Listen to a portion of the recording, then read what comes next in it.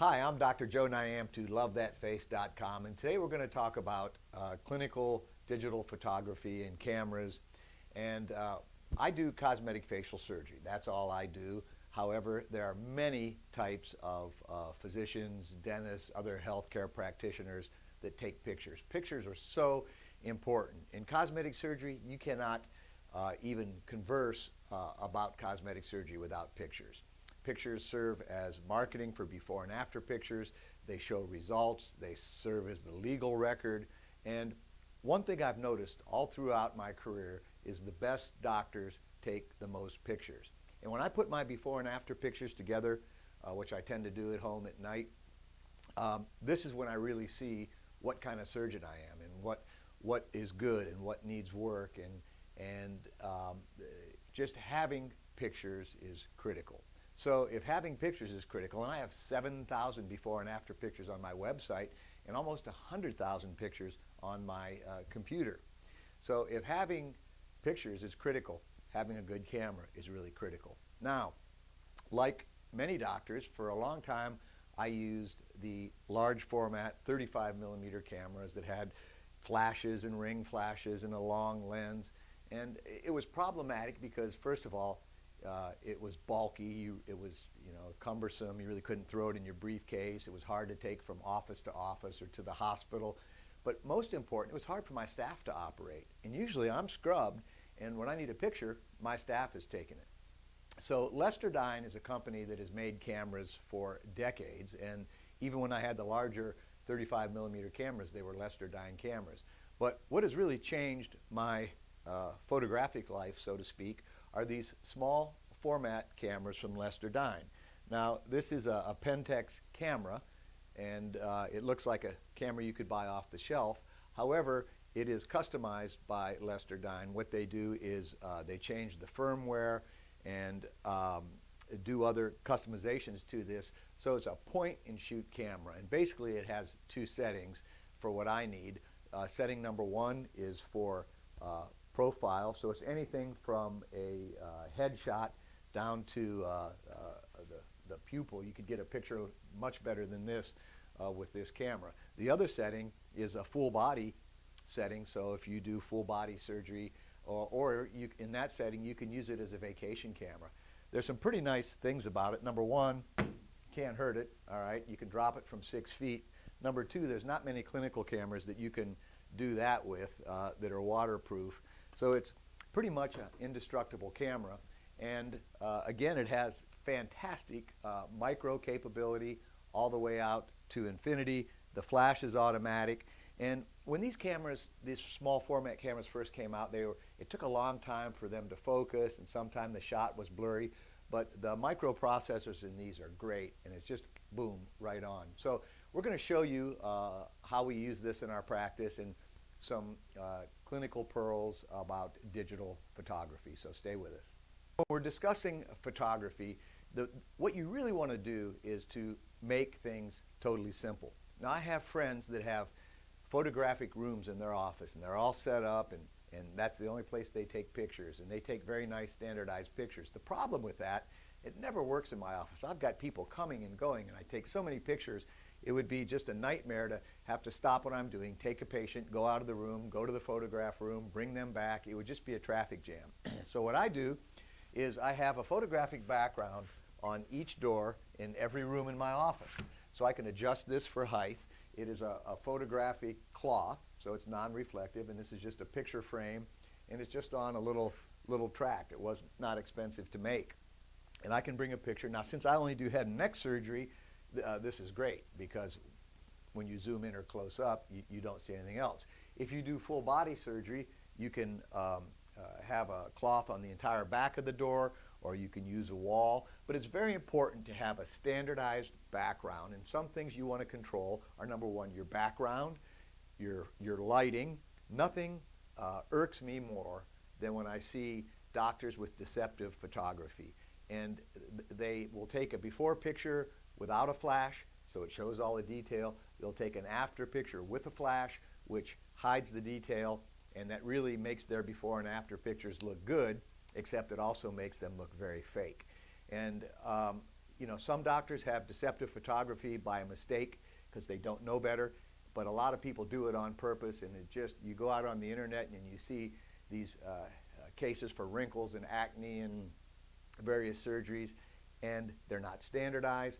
The before picture, the head is this big. The after picture, the head is this big. There's shadows, there's flash, there's no flash.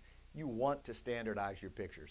That all starts with a proper background, the same lighting, the same distance, and the same focus. And we're going to talk about those now in a little bit more detail. We're going to use lovely Alyssa here for our model today. Now, the first thing you want to do when you take before and after pictures, you want to get any jewelry off, all right?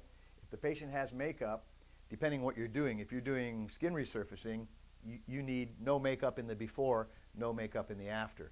If you are going to use makeup, which is okay for a lot of pictures, you just have to make sure you're using the same makeup. You want clothes that don't have a turtleneck. You want to be able to have a headband that's readily available to get the patient's hair off their head. And again, if I were to put this camera up here, boom, it's point and shoot, and there is my picture. Now, one mistake you see people make a lot is they'll get up like this to do a picture. They'll get very close to the subject. I don't know if you can tell, but her nose looks about 3 times bigger than it is because it's a fisheye effect. You do not want to do that. You want to step back, in this case probably about 2 feet, and you want to let your camera do the work. If you zoom in, it will have the normal perspective. However, if you hold it close, it is going to be skewed. So that's a common mistake people make and get that fisheye look. The other problem that's a common mistake is shadows. If I take a picture like this, I'm going to have a shadow on the profile because the light is coming in this way. I can simply turn my camera, and it depends where your camera's flash is, but in this case, I'm going to turn the camera upside down and zoom out just a little bit here. Remember, we can change all this in post-editing. And I'm going to take a picture, and now there's no shadow because the flash is coming in this way instead of this way. So that's very important also. Now, another thing, when you go to take a picture of a patient and you put a camera in front of them, their instinct is to stiffen up and to raise their brows and to smile. It's really important that who's ever helping you take the pictures helps the patient. So they'll say, relax your shoulders, relax your brows, don't smile. You want that patient totally relaxed in that picture. One other thing, when we take 3/4 views, it's very important to have your picture standardized. And the perfect way to do that in a 3/4 view is to line up the bridge of the nose with the medial canthus, all right?